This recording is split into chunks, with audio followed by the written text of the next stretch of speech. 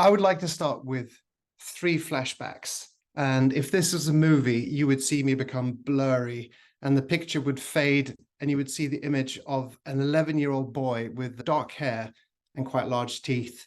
So I'm 11. I'm with my family on a trip through Germany, and we are traveling together with my mother's cousin, Hans. And all of us are sitting in a wood-paneled restaurant somewhere in Bavaria. We're waiting for our food to arrive, and I'm drawing as I would usually do. And Hans, he is looking on, and rather than praising my drawings, like most adults around me had done, he's really engaged in what I'm doing. And he's kind of pointing out some things that I could do to make the drawing differently. I'm going to show you a typical drawing from around this time, actually from this trip. It looks like this. Yes, so we're in Germany and I'm drawing Second World War soldiers. And Hans, in addition to pointing out things I could do differently, he's teaching me also about some principles of drawing. He's teaching me about occlusion. So you'll see that the man is lying on the ground and his left leg is kind of occluding or covering his right leg. And that's, as you know, is a way of showing perspective. So all my drawings have this sort of thing around this period. And it's also teaching me about shadows. So there's an attempt here to indicate that the light is coming from above, and there's a faint shadow at the bottom of the trousers, indicating that the light is straight from above. And it was an immense joy for me getting feedback from Hans and getting better at drawing throughout that summer. End of flashback. Okay, imagine me now getting blurry again for a second flashback, but this time I'm in my late 20s and my hair is long and in a ponytail, and I'm a PhD candidate teaching a class on user interface design in the south of Sweden. One of my students is rarely in class and his assignments are poorly executed. It's quite clear that he doesn't understand the material and he has difficulty expressing himself. And sadly, he has no raw talent to lean on, if there is such a thing as raw talent.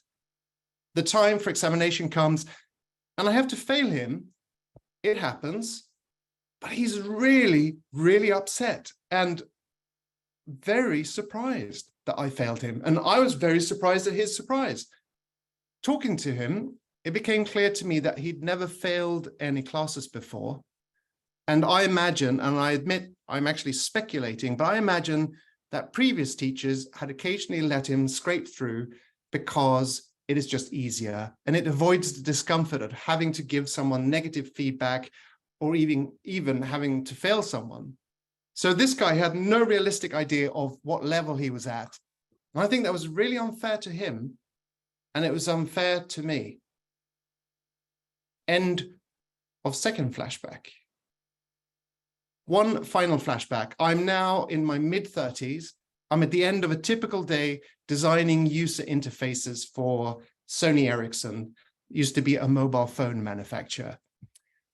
Afternoon fatigue has set in and I'm not really getting any productive work done. I'm just moving things around, making little details in my design prettier, but I'm not adding any real value. And the afternoon could slip by like this, and it had done on many other days. But instead, I turn to Eric and I ask him if he has 10 minutes to look at my design. And he comes over to my desk, we look at it, and we talk about it. And he helps me find these little gaps, things that I'd been blind to, but were really obvious when he pointed them out to me. And together, we come up with some simple things that would make my design better. And I spend the remainder of the afternoon in a kind of productive reverie. And I think I even left work earlier than usual. And during my 10 years or so at Sony, I became a collector of feedback strategies that work and strategies that don't. And during my final years at Sony, I had a role in which I would actually critique all the design made, all the user interface design created in China, Japan, and Sweden. End of flashback. We are back in this Zoom call. I'm in my 50s again, unfortunately. Hello, my name is David de Leon. I'm very pleased to be here. I'm going to show you a title slide, I think, or not. Oops, there we go.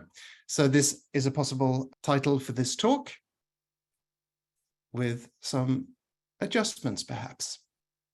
I am giving this talk today because I genuinely believe that constructive feedback on our work is one of the most useful and powerful tools that we have for improving anything that we make, and in fact, improving any skill that we're trying to develop. Now, my experience comes mainly from receiving and giving feedback on digital design, on digital services and products, but I believe that what I'm sharing today is equally pertinent to giving feedback on a plan that you put together, or an interview guide, or a report or a presentation that you care to create. So I'm going to talk about these artifacts as our work. And there is a curious paradox, and it's this: feedback can elevate the quality of anything that you create, and it's relatively quick, it can be really cheap to do, and yet it is one of the most underused and unappreciated tools that we have. Why do you think that is? Do you agree with me? Now, I've talked to quite a few designers about this, and they say things like the following: oh, well, it takes too long to explain my work to someone else so that they can say something intelligent about it.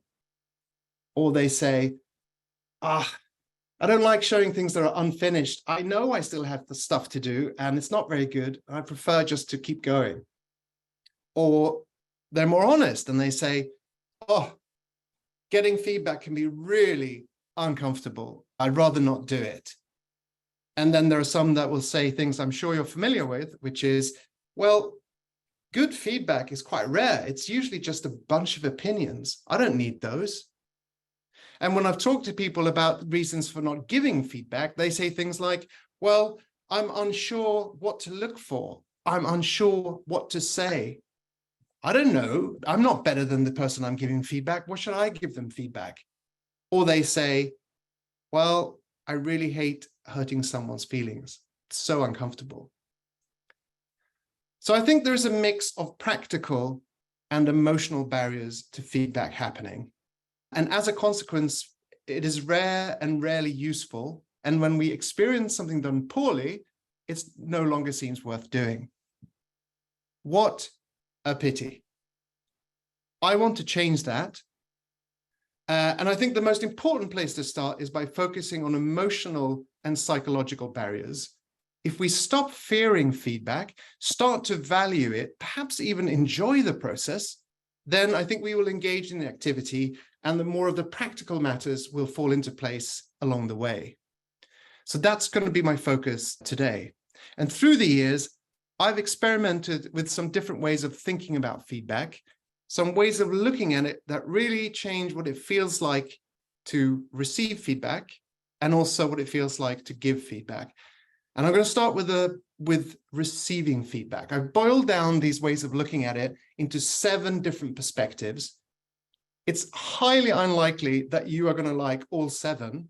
You might even hate 1 or 2, but I believe that there'll be at least one that will suit you. And if you find one that it'll make a big difference, and your time spent with me will have been worthwhile. Okay, so here we go. Number 1, feedback is a gift, because good feedback can help you improve anything that you're making or any skill that you're trying to perfect. David, without the feedback, hello? Are you trying to share? Are you sharing No. slides? Okay, just I'm going to be sure. showing very, very few slides. I think Just you've making seen 90% of the slides today. Thank you. I hate slides, and I hope you do too. But thank you for checking. That was great. Yes. Okay. Without the feedback that someone gave you, you would not be in the position that you are now in. You would not have seen the blind spots or the possibilities that the feedback helps you see. And that's why I think it's a gift. Even when the feedback was not intended as such, even when someone is being mean or just thoughtless, if what they say is useful, it's still a gift. Now, receiving feedback can be very uncomfortable, and I'm sure we've all experienced this. So what I do, and this is a trick I think you'll enjoy, when I feel uncomfortable as I receive feedback, I like to remind myself that that feeling of discomfort is actually a sign that I'm receiving something useful, something that will help me further my agenda. So that uncomfortable feeling becomes a signal that alerts me to the importance and value of the moment. And I then start to pay attention. And the discomfort that I feel lessens because now I'm paying attention to the feedback. Number 2, feedback, it's just information. It's just words. Information is neutral. You don't need to be upset or threatened by information. You don't have to defend yourself against information. You don't have to obey information. What you can do is you can use it. You can weigh it. You can take different stances towards it. You can probe it. You can experiment with it. So the information that you get through feedback, just think of it as one more resource, one more material available for you to work with. So thinking of feedback as information can neutralize what is sometimes the distracting emotional effects, and it frees you to see and make use of the value it provides. Number 3. Okay, so once you view feedback as information, it becomes easier to start eliciting more of it. And I would urge you to become collectors of information. You can see the collection of feedback as a kind of game or sport that you can get good at. So the more you get out of a feedback session, the better you did. Probably the less you spoke and the more you let other people tell you stuff, the better you did. So be curious about feedback in the same way that you are, or many of you are undoubtedly curious about user insights. Apply the same skills and attitudes that you would do when conducting user research. And you're gathering feedback. Listen to what's being said. Try and understand it from the perspective of the speaker. Ask follow-up questions to test your understanding, and dig for information. Your openness and the curiosity that you show to the feedback that people give you will also communicate that you value their opinion and that you're unafraid of what they're going to say. And I think you can guess that's going to be great. It's going to make it easier for people to give you feedback. Number 4. Everyone doesn't have to like your work. No doubt there are agreed on criteria that you should meet, but you will also be subjected to other people's tastes and preferences. And when people don't like what we've done, it can be really uncomfortable. We all want to be liked and we all want to belong. I'm sure it's not just me. But of course, your value as a person is not dependent on other people liking you or liking your work. When it comes to design, liking is actually often a very bad metric of how good a piece of design is. And the key, I think, regardless of your work, is just keeping an eye on what you're supposed to accomplish. What's the outcome or the effect that you're aiming for? That should be your metric. Now, I'm not advising you to become disengaged and aloof. I'm just reminding you that it is fine if you have 1 or 2 detractors. And in fact, I recently came up with an exercise that you can do after this talk, which is this. Go to Amazon.com, search for your favorite book, and then read some of the 1-star reviews for it. Because your favorite book, even your favorite book, will have 1-star reviews. And I think reading those, it's very illuminating, it's very sobering, it helps you to see that people think differently, and it is often quite funny, actually. Number 5, it's rarely about you anyway. Sometimes people are going to seem irritated or disinterested or critical of your work, but their reactions may have other underlying reasons than what you think. You know that someone who looks irritated might have slept poorly, or they may just have had an argument at home, or, and this is quite common, I think, It may simply be what they look like when they think. Some people's thinking faces makes you think they hate you. So my general advice is, as you're getting feedback, or having people react to your work, do not overreact to their apparent reactions. Withhold your own reactions just for a moment. And one way to avoid making the wrong assumptions about what people think is by gently testing your understanding. And again, if you're a researcher, there's nothing unfamiliar about this. You might summarize what the other person's point of view is or what you think it is, and just check that you got it right. Probably already in your arsenal of research methods. Number 6, and again, remember, all these perspectives are things that you can think about, which will make the feeling of receiving feedback or even negative feedback very, very different. Number 6, it's not, so often, sadly, I meet people who ask for feedback, but secretly hope to receive none. So they ask for feedback, but they really just want a thumbs up or a slap on the back. They're hoping for praise. However, I don't think there's anything that cannot be improved in some way. There are always multiple perspectives from which you can view and judge something, and there are always opinions to be had. So if you ask for feedback, most likely you will receive feedback. There will always be something to be said, regardless of the quality of your work. So if you always assume that there will be feedback when you show your work, you won't be surprised when you get some. And knowing this takes away that little moment of uncertainty and apprehension and hope that you're going to get away with it. So you will be more prepared to listen. You know that there will be something for you to listen to. In the rare, very rare occasion that no one has anything to say, you just insist on them giving you something. If I get, you've probably used this tactic yourself, but my favorite trick is just to ask people to give me one thing that I could change, remove, add, that would improve my work. Just go, what's one thing I should change? And when people get that very, very concrete and direct question, it's very hard for them to not come up with something. Number 7. Okay, we can all get better at receiving feedback and even happy to receive it, but it's going to sting sometimes. You will occasionally feel despondent. I've been doing this for years. I love feedback. I really see the value of it, but sometimes it hurts. And sometimes it hurts for silly reasons. There'll be like 500 people saying something was good and 3 people saying it was shit. And I will be bothered by that because I am human. I'm a social animal. And all I want to say is a reminder that however good you get at this, just forgive yourself if you react. But here's the thing you can also do.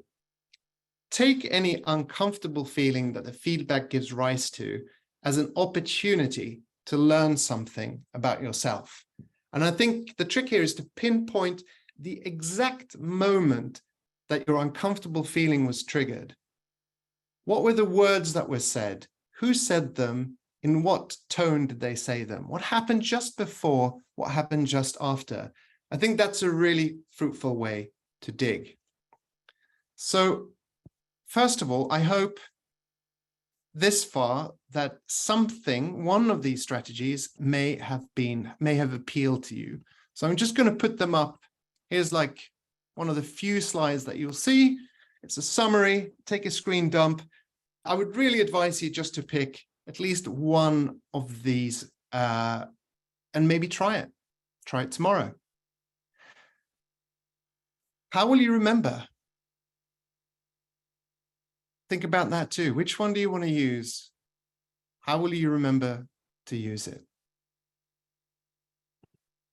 Okay, I'm sure we'll share some of this material later.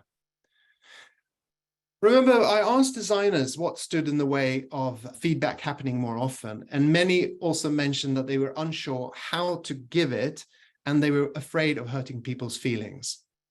When I was working at Sony Mobile, I was repeatedly told that I was quite good at providing honest and direct feedback, but without making anyone feel bad.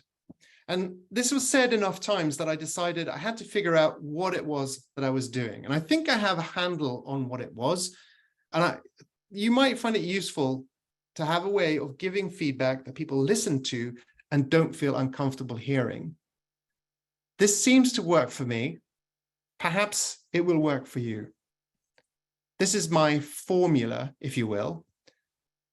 You start by showing genuine curiosity about what it is that the other person is trying to do. So ask them, what are they aiming for? What goals do they have for their work? And those goals don't, by doing this, asking them what they are aiming for, you show that you don't have a personal agenda and that you're actually there to help them achieve their goals. Doesn't even have to be goals that you care about or goals that you agree on. Then you direct all your attention to the work itself. You don't put the person on the spot, you put the work, the artifact on the spot. And this is very, very unthreatening. You then aim to work collaboratively. It is you and the other person exploring their piece of work, whatever that is, looking for places where that work is meeting the goals set for it. You're pinpointing, here it's doing what it's supposed to be doing. Let's say it's a piece of text. This section is really clear and it's communicating with the right target group. And you also look for places where there are gaps, where the piece of work is not quite doing what it's supposed to be doing. When you give feedback in this manner, taking care to understand what the person is trying to achieve, working collaboratively, and looking for gaps. You don't even have to be an authority on the subject, right? You don't have to know or have all the answers. You're just it's more of a coaching type of role. And notice how much simpler it is for you to give feedback when you're working together with someone, exploring their thing. You may have concrete suggestions and tips that you want to share with the person whose work you're giving feedback on, and that is fine. I think you can give those, but I would really recommend that you leave the decision-making to the person whose work you're critiquing. Your job is to help the other person see where they need to do more work and to arm them with new insights and ideas and perhaps inspiration. You give them energy and insight, but you don't corner them and make them solve the problems there and then. You have to trust in their ability to finish what they started. So this approach is unthreatening, non-judgmental. People feel that you're working in the same direction as they are. You signal respect, shared goals, a wish to collaborate, and the person receiving the feedback doesn't have to defend themselves or their self-image, and they can focus all their energies on achieving the thing they're trying to accomplish.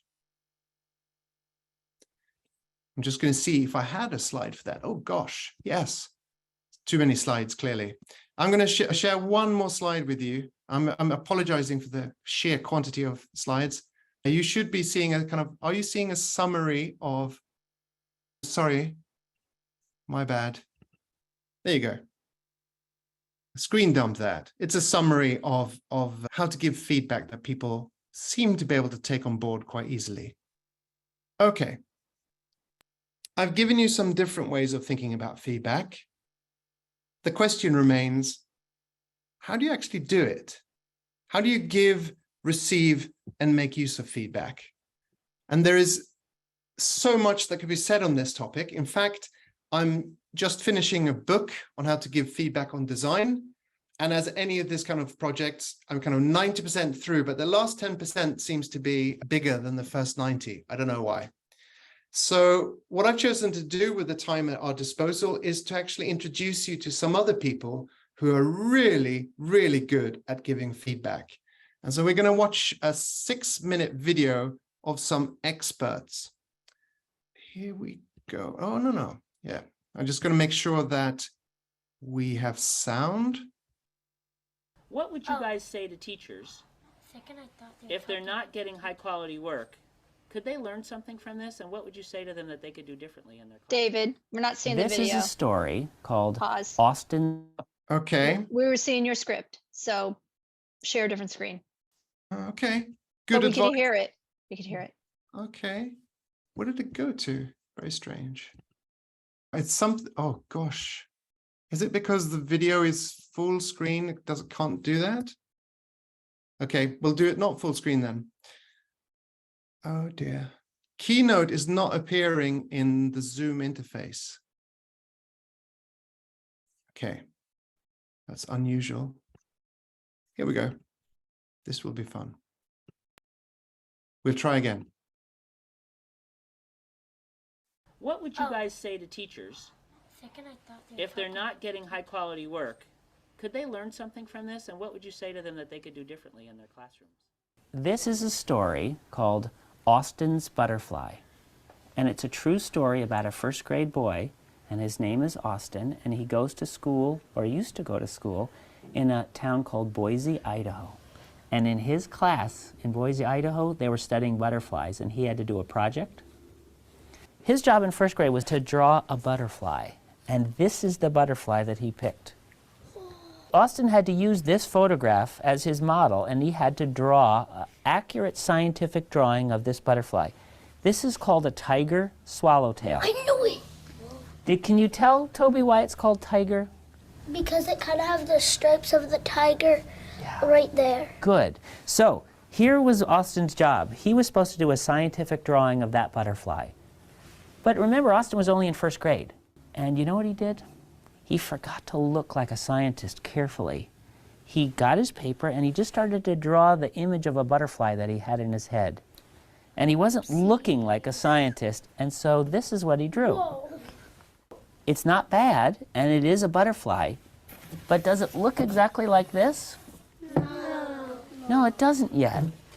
It doesn't look exactly like this yet. Luckily, this wasn't a regular school where Austin went. It was an expeditionary learning school, just like Przumscott School. And so they didn't look at this and say, good, Austin, you're done. They said, Austin, good start. Now we can start giving you critique so you can do a second draft and make it better, and a third draft and make it better, and you can make it much, much closer to this. And he was ready to go. All of the first graders in his critique group sat on the floor like you guys are, and they decided to split their advice into two kinds. First, just the shape of the wings. And then when the shape was right, they'd give him advice about the pattern inside the wings. Alia, what would you say? You can make it much pointier. Good. These wings could be much pointier. Who else would add something? Atak, what would you say? How about the angle? Because, not to be mean about Yes. the angle, it's just not exact, so... Okay, so show me. Come on up here, Atak. Show me what you would ask him to do slightly differently. like, to make it a little longer, Longer where? Draw where you would do it. right there. Okay, so pull this out longer. Yeah. That's very specific, Atak. Thank you. Jamila, what would you say? It's like triangle. Good. Jamila, I love that. So you're saying more like a triangle shape. And I agree. Well, you know what? Those first graders came up with most of those same ideas. And you know what Austin said? He said, okay, I'll go try. And he went back to his seat and he drew this. Wow. Does this look more like a triangle? Yeah. Yeah. Did he go out further, like Atak was suggesting? Yes. Yeah. Did he add some jaggedness here, Yes. like Cindy? Did he get rid of that bottom thing? Yes. So he did listen to his friends, and he made it better. It's not perfect. Toby, what would you say? I'd say don't put those little tail things so pointed in. I'd say put them more pointed down. Good. Okay, and Ethan, what would you say? I think you should make the wings like this, not like this. Like Okay, he listened to his friends, and they said, this is really a lot better, Austin. That second draft really is better. Yeah, maybe you can make a third one. Good. Maybe he could make a third draft. And so he did this draft. That's the third draft. That's his third draft, Hadley. That's just right. Elijah, what do you notice there? Well, one wing's more pointed than the other, and that side is a little bit higher than the others. Good. Coburn? Right here, it doesn't have the inside thing still. Ah, okay. Needs a little bit more of that notch. So, do you think maybe he should do a fourth draft? Yeah. Well, that's just what he said. He said, shoot, okay, I got round again. I'll go back and do a fourth draft. listened. He listened. Does it look more even like Elijah was suggesting?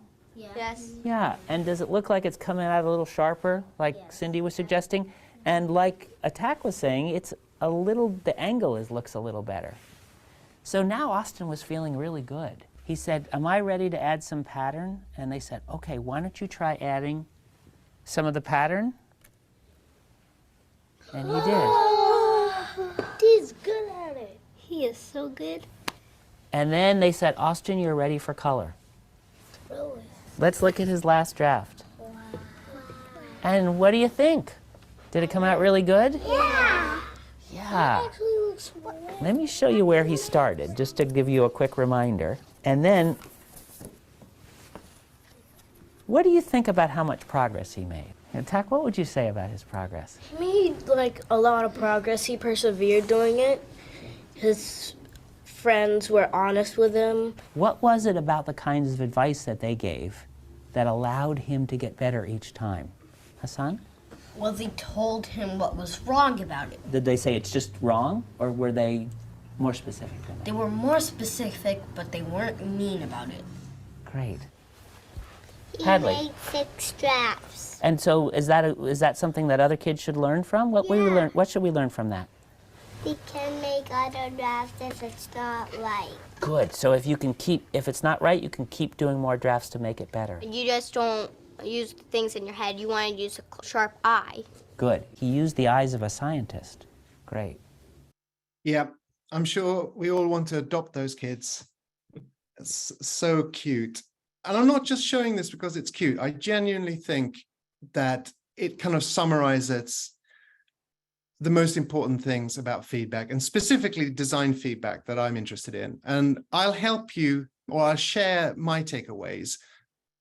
And I have a few of them. First of all, you give feedback, you need something to measure against. I talked about goals before, and in this case, the teacher told them that it was about making an accurate scientific drawing. And it was it was against that goal, is it an accurate scientific drawing, that they were able to give feedback and iterate. So I'm talking about design goals. What are design goals? Well, it's what the impact of the design is supposed to be. What is supposed to happen when the design exists?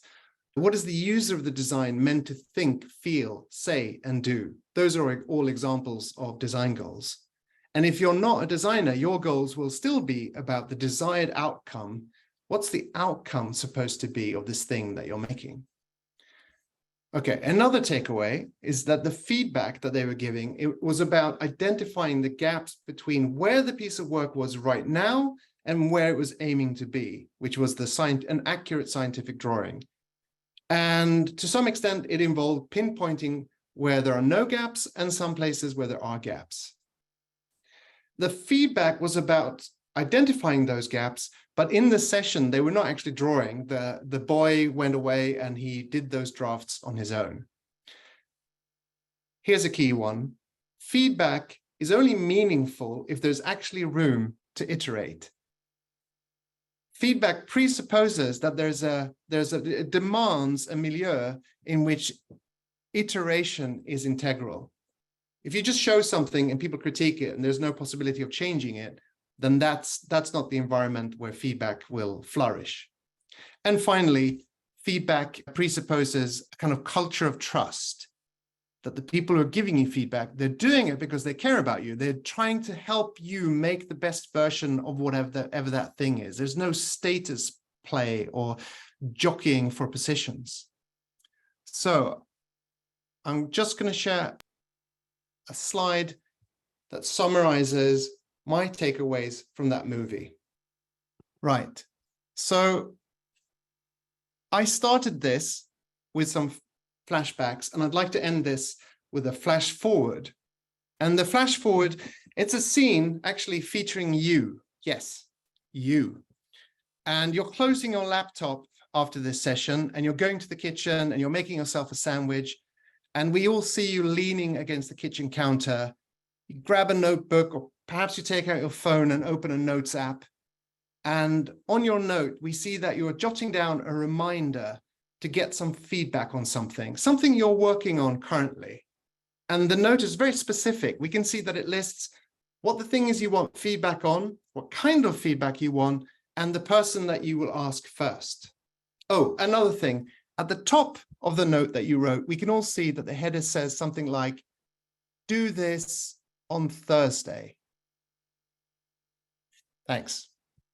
Wow, thank you so much. That was incredible. Very inspiring. I'm feeling very inspired right now. Make a note. Yeah, for sure. Everyone make notes. So we did have a few questions come into the chat. So I'll go ahead and dive into those. So the first one we had was, what do you do if you don't agree with someone's feedback? Well, first, the first thing you do is you try and get, before you go away, you try and understand their feedback as much as you can. So instead of defending yourself, you basically dig deeper and find out what's motivating them. And then, you walk away and you'll sometimes have conflicting feedback, people wanting different things. And my advice is you have to wait for a while. Immediately after you got some feedback, however you deal with it, emotions are kind of running a bit hot. So you have to kind of cool down, get some distance. And one thing you can do, which people don't do enough of, is actually try things. Someone said, go this direction. Someone else said, go this direction. Well, if you've got the time, maybe you can try both directions and see what the effect is.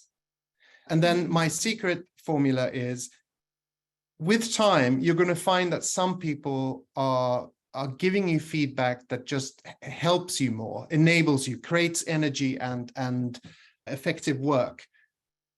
And then you go back to those people and get feedback. You don't have to go, if you go to too many people, the more people you go to, the more opinions you're going to get.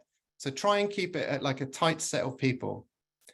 But obviously not just everyone. It's boring if they all agree with you, but you want a small set of people that you trust. There's a lot of things packed into that answer. Sorry for that. No, I mean, that's why we record, right? So, okay. All right. So how do you handle maybe feedback from your manager that you don't agree with? Again, I mean, you will have to, listen, get your manager to be more specific, really concrete about what those things are. And that there are some ways that they're supposed to give you feedback. They're supposed to describe something and explain what the consequences of that action was and what the desired behavior is.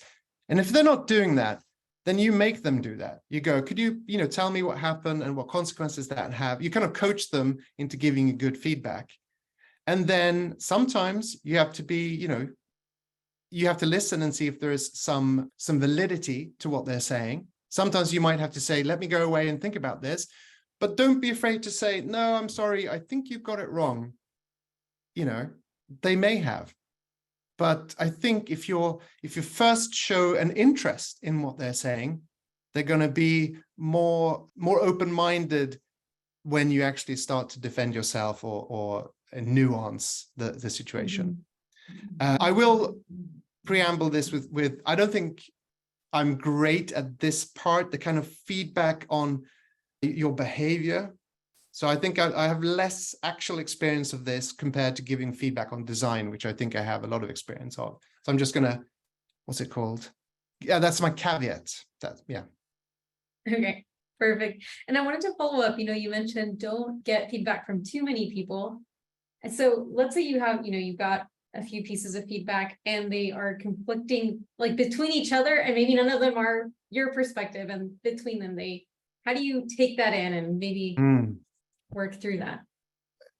Something I've not thought about before, but as you were, giving me that question, I was thinking, what if I could have those people discuss it? What if I could listen in and have those people fight it out? And they would be the best representatives of those positions. And then I could see what I thought after they'd battled it out. Interesting. Yeah. And how might you prioritize feedback? Yeah. Okay, so there's a few steps. First of all, one step is this true? The thing that someone is saying or claiming, is it true or plausibly true? And sometimes you can know that it is. Sometimes it's, well, it might be true, but I would have to do some research or I have to find something out. But Maybe there are some things you could kind of trim down the long list of feedback by just, first of all, asking, is it true? Then you can ask, what is a possible motivation behind this feedback? We all know that there's one person who's always in meetings saying the same thing. They have a hobby horse, and it might not be relevant in all situations. And you can kind of go, well, I know that X is always talking about this. So is it really applicable in my case? Yeah, we all know that person. And we also know the person who's basically just playing a status game. They just feel that they have to say something, maybe because they want to establish status, or they have to say something because they would feel foolish not having said something. So some of those we can also cross off the list, maybe gently cross off. And then we prioritize in the normal way, you know, this thing, if I change this, does it have a potential, you know, is it costly effort-wise to change it? And is the impact big? And we all know those kind of effort impact matrices. You can use the same type of thinking when going through your feedback. Sure.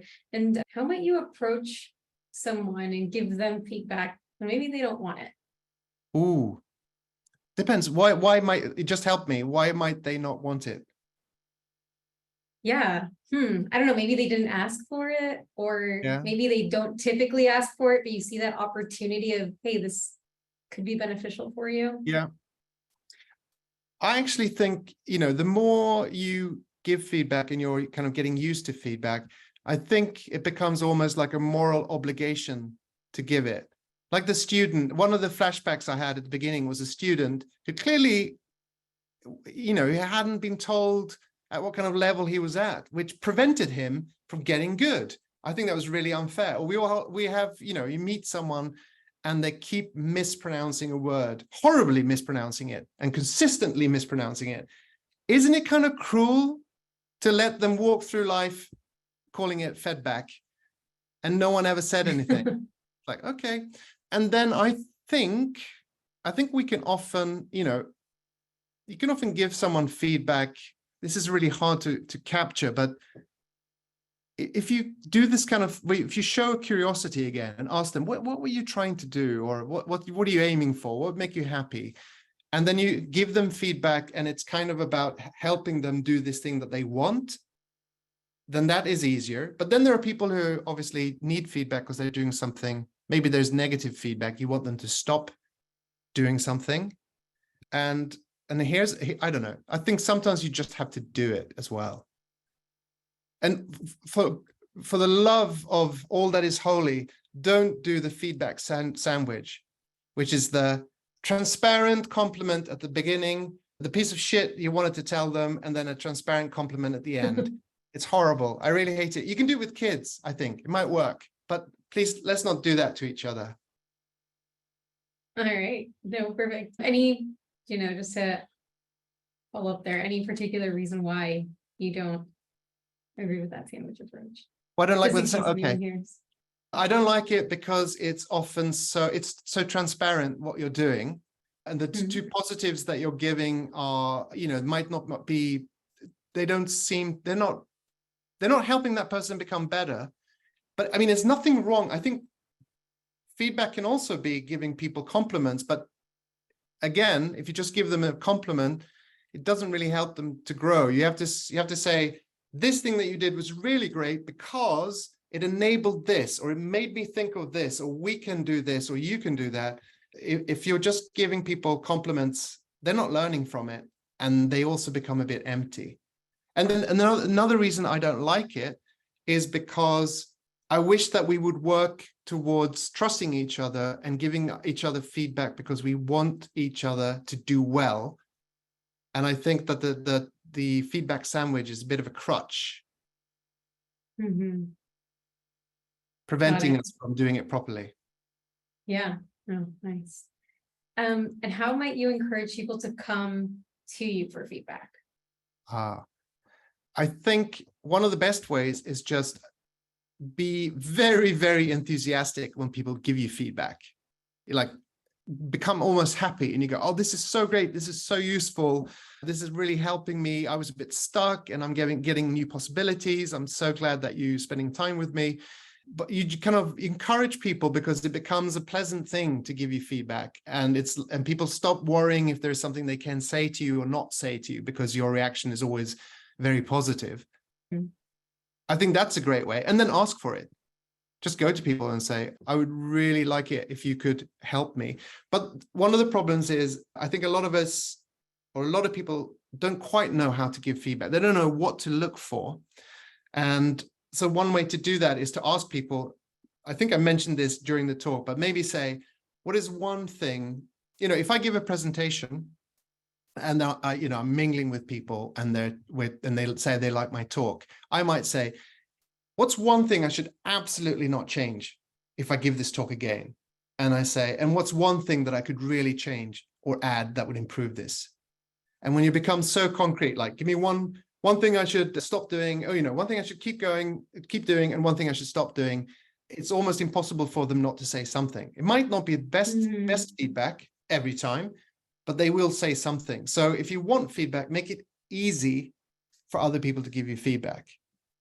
Yeah, no, I noticed you mentioned that earlier, and it resonated with me a lot, at least being with our team sometimes, and they're like, well, just share feedback. And sometimes your brain, kind of goes everywhere, and you're like, what feedback? What should I say? What shouldn't I say? Where can I, what are the constraints? And so I think that's really helpful to remember.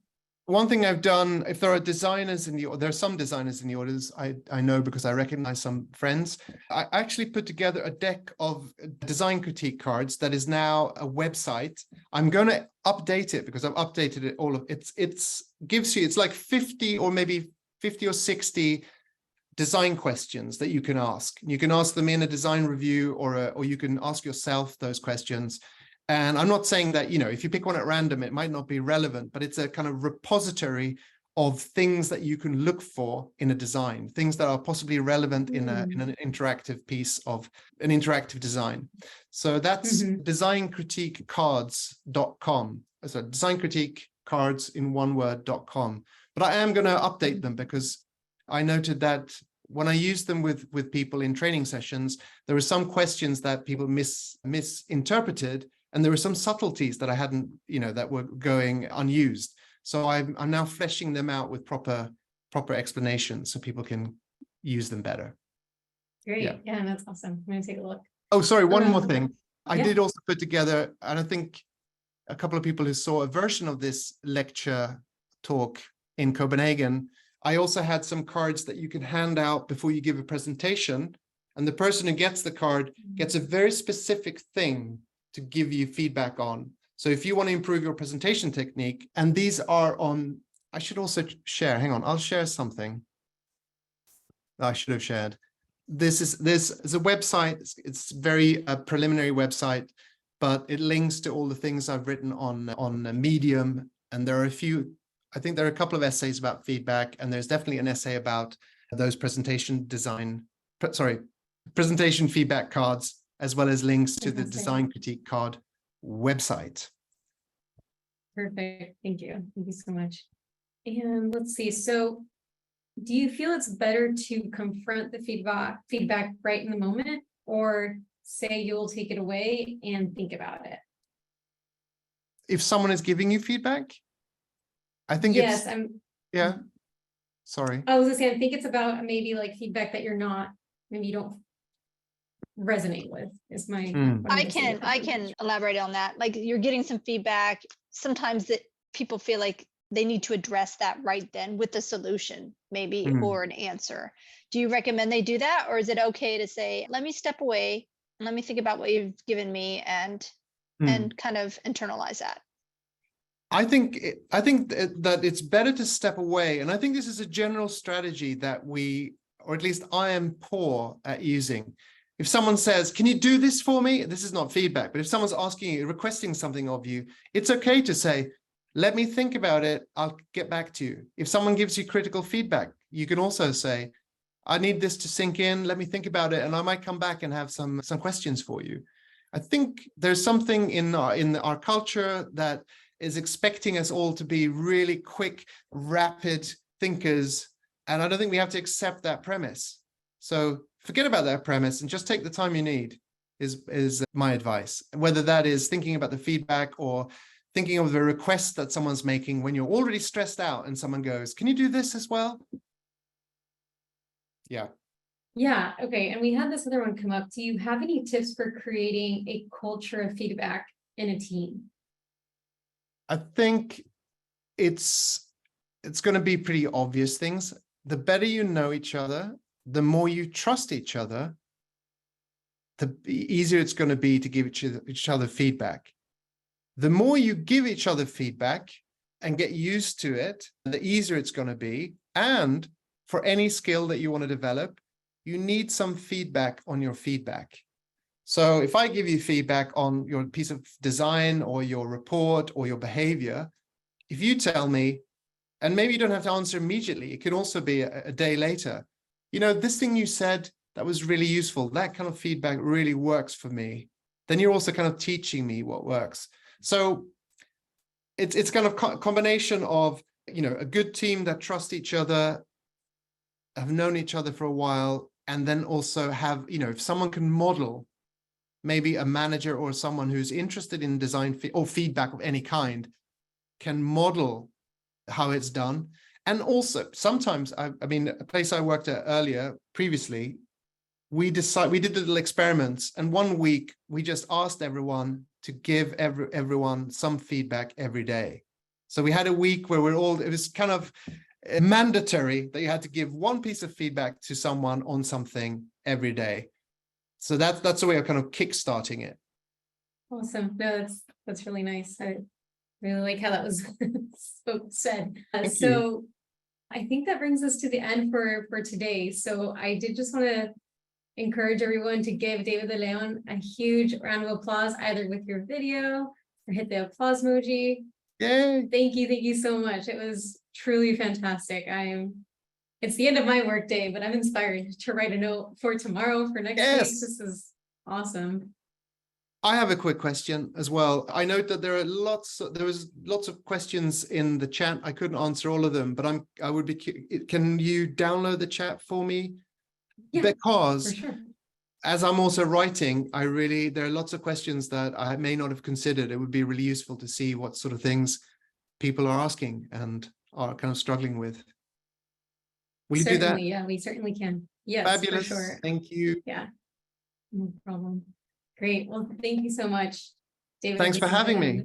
It's really great. We're going to open it up to happy hour. For those of you who haven't been to happy hour before, the way it kind of works is that you might just raise your hand using the raise your hand function and ask a question. It doesn't necessarily have to be about something we've discussed tonight. It can be really about anything. It's an open forum. Anyone can feel free to just jump in and answer as well.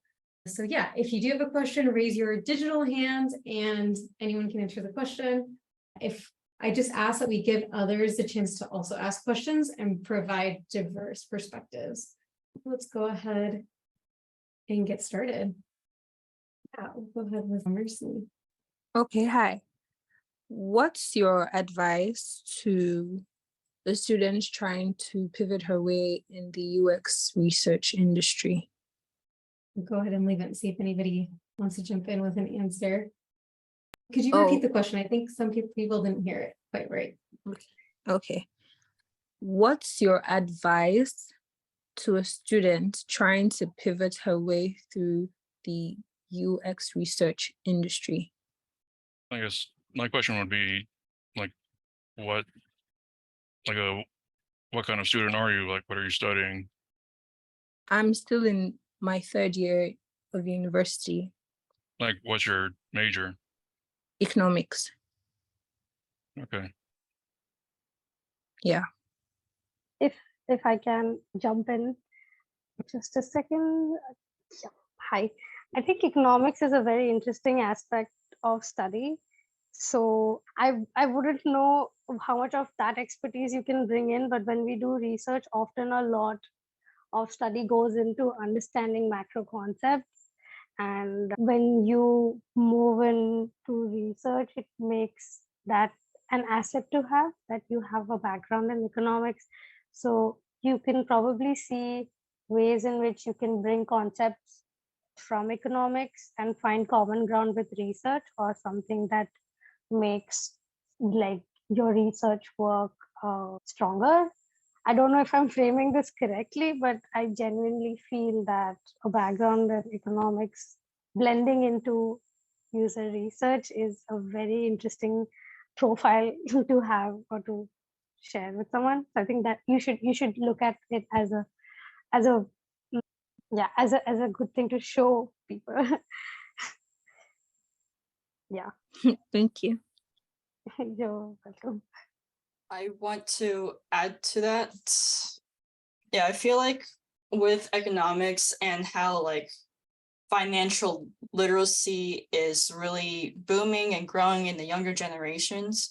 So I think you are in a special position where you can take advantage of the fact that you are your own subject matter expert to consider all the right questions, like how a UX designer that is not familiar with economics would do their best in creating the questions needed in interviewing a subject matter expert. But you have the technical jargon and insight to really specify those questions, to really get down to the nitty-gritty of whatever solution you're trying to design for.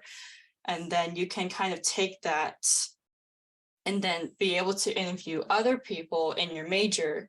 That way you can really highlight your background in your UX design research for whatever case study that you end up making, because I feel like you really should take advantage of your background and create that into a case study and really show, hey, I'm really awesome in economics.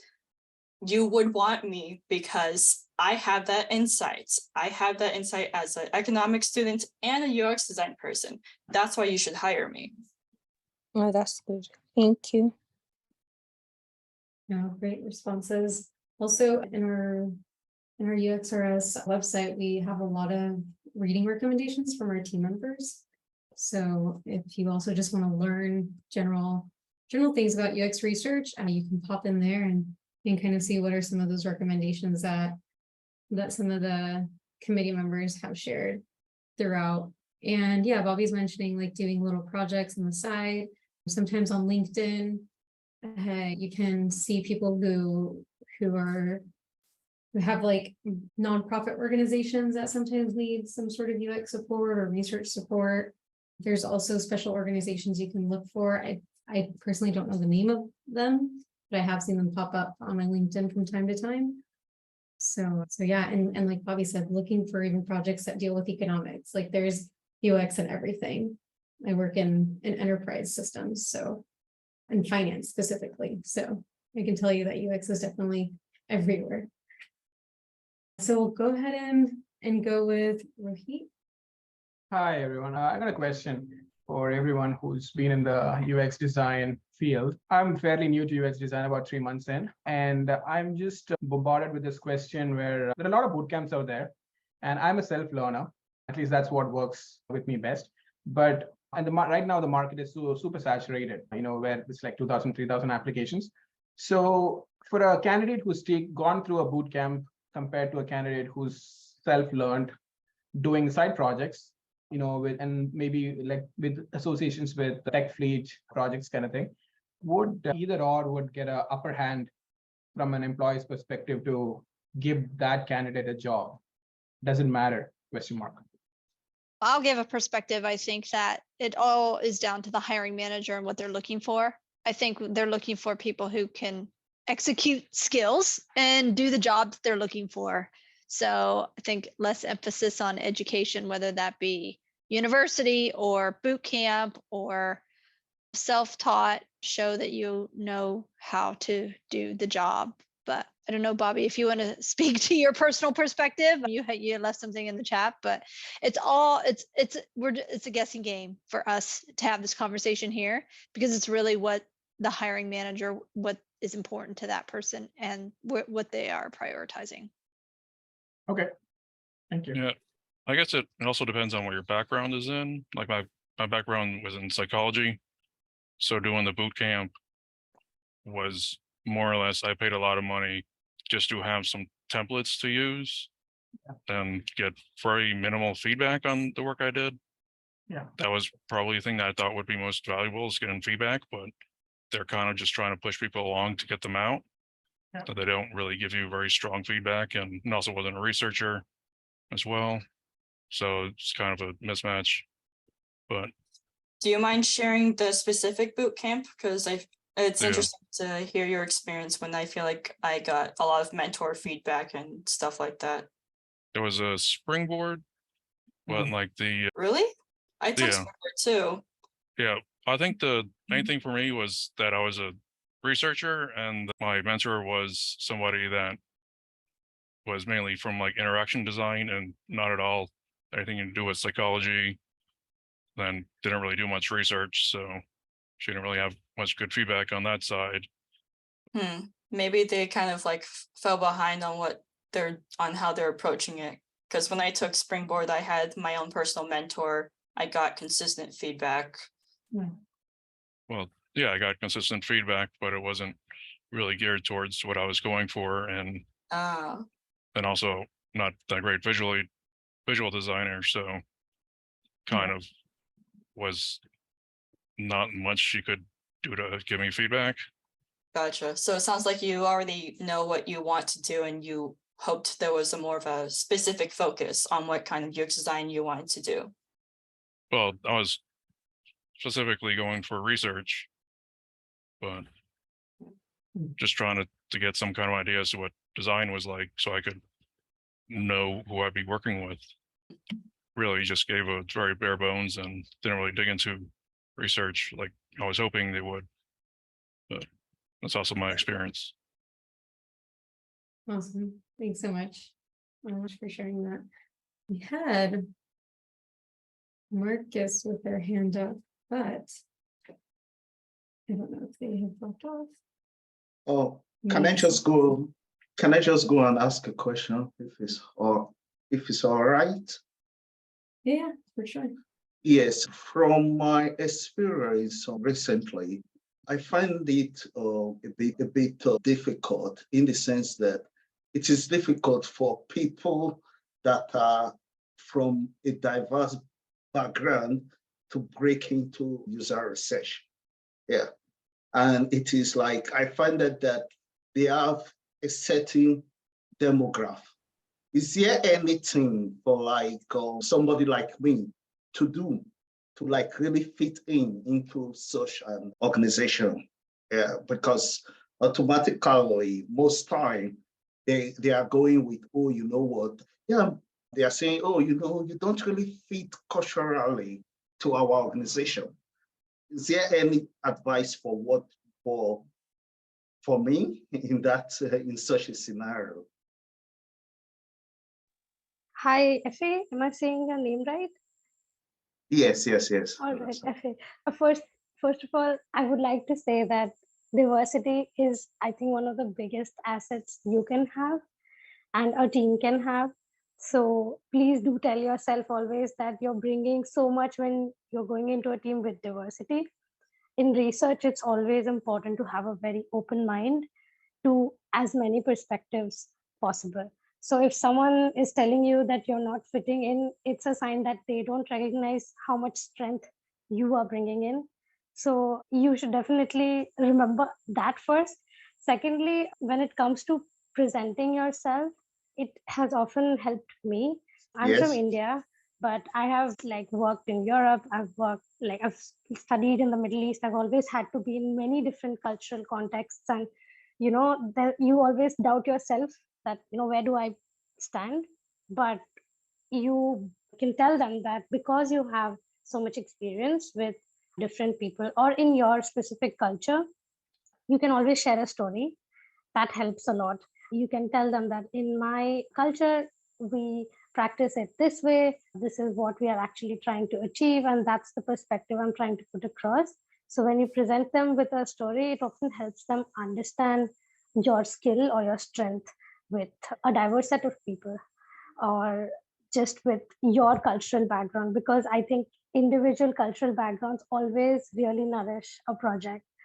So yeah, I'm really sorry to hear that you had to hear that from someone, but I would like to tell you that they're probably people you maybe don't want to also move forward with, because you have strengths, and when someone will recognize that, you know that you're going to work well together. Okay, thank you very much. Yeah, that's just my experience. But at the end, I always manage to like get something. But it is just like it is really difficult. I have to like apply, to go for a lot of interviews. And it is an area that I really have like a strong background, because I have a master's in human computer interaction. So it is like, oh, I'm able to like maybe at the end break in. And even when I'm in, when I make presentation inside, if I don't take my other colleagues with me, they don't even respect it. So it's just like, yeah, but that's just that's just my experience. And I think that the diversity, yeah, because there is no way for you to say you are building inclusive design and the people that are building it are not diversified. We're just deceiving ourselves. So I think that user research, they should have more diversity. They need to have more diversified user researchers, yeah, because they actually have a lot of diversified user graduating from human computer interaction, but just because of this experience, they ended up not going to user research. And that's not that great. So that's just my experience. I really hope that it changed as time goes on. Yeah, I do have a tip for you. This is something I do. I don't know if it will be helpful. I don't know if this works for everybody, but works for me. But when I apply to a company, I like to go to their employees list, and I try to see the team. And if they have a representation from different cultures, often when they do have people from different backgrounds, they are more receptive to having you also on board, because they have experience with working with diversity, right? So maybe that can be something that you can also take a quick look before you're, reaching out to certain companies. It'll save you your time and energy. Yeah, it's different. I can understand. It's different culture, because I live in the UK, so it is completely different if you are in America. So that's it. But thank you very much. That's a very good advice. You're welcome. Thank you, Kate, for sharing. And I agree with what Bobby's saying. If you're getting feedback of culture not being a cultural fit, that's a red flag, and you probably don't want to be there anyway. That sounds horrible to get feedback like that. That is, you don't want to spend your energy there, and it's not going to be good anyway. And I agree with also what Clark is saying, that it's a challenge, right? And something that also shouldn't exist. So, and that tip is really great from LinkedIn. I've also done that myself. So yeah, I really agree with that one, especially with smaller teams. It's easier to see that diversity. Cool. And so we'll go with Aaron, who had his hand up for the last question. Oh, did he put it down? No, I'm still here. I was just Okay. yeah, I was gonna see if we were just kind of wrapping up, but I was gonna introduce as a closing thought to that whole topic is UX research and UX design, I think, are two very similar but also separate areas. And if you're going in for like a UX research, my observation so far has been that a lot of organizations are still very immature. And so if they are looking to introduce somebody that's truly like more of a research oriented focused role, they're looking for you to come on at almost like a consultancy level. So not like they don't typically have an entry level position to come up and work in. You almost have to go outside of it organizations to like a design agency where they're working with multiple customers so that you can get that experience and then go and introduce yourself to an organization. Say, I have done design research for 15 different companies. And that has a lot more weight than saying, hey, I went to school and you're going to give me the keys to the car to make some pretty crucial decisions or impact some pretty crucial decisions. And I have no experience doing this with any other company. So I think that, and if you're looking for a true research role, you almost, that has been my observation. That might be like a way to find an entry level position, because I don't see there's a lot of entry level positions. Now, if you're going the design side, I think there are a lot of junior design roles where you can start at an entry-level position and move up design side in a lot of organizations, but a lot of them don't have a mature research where they have a design research director and can have entry-level positions where you can move yourself up that rank. That's a really interesting point, and it reminded me of one time back, like when people, I don't know, do people still use Clubhouse? I don't know. I used it for like a total of 2 days, but in those 2 days, I was with Noam Siegel, and he also brought up the point of like thinking about a little bit about what your own career vision is, especially like when you're just getting started, and kind of making a little like vision board for yourself. To help you realize what are the companies that you do want to go for or apply to versus not. So maybe like to Erin's point, is it you're looking for a consultancy where you're going to get a lot of breadth of companies that you're working with, or are you trying to go to an established team that has maybe even a research director position or VP or whatever, and several research teams underneath? Like those are just things that you also should be thinking about as you apply for any role. Like, what is that goal? It's definitely daunting as your first researcher role to then on top of that be going and applying for the first researcher position. Awesome. So I guess we'll go ahead and wrap it up there unless anybody has any final remarks they would like to share. Great. Well, thank you all so much for joining us today. It has been really enlightening as always. I really enjoy all these sessions and getting to meet all these new people and listening to our talks like today was just really outstanding. The recording will be up within the week, and you'll also get a wrap-up email for that. So stay tuned, and it'll also be posted on the website. So I hope you all have a great rest of your day or evening or night, wherever you're located. Have a good one.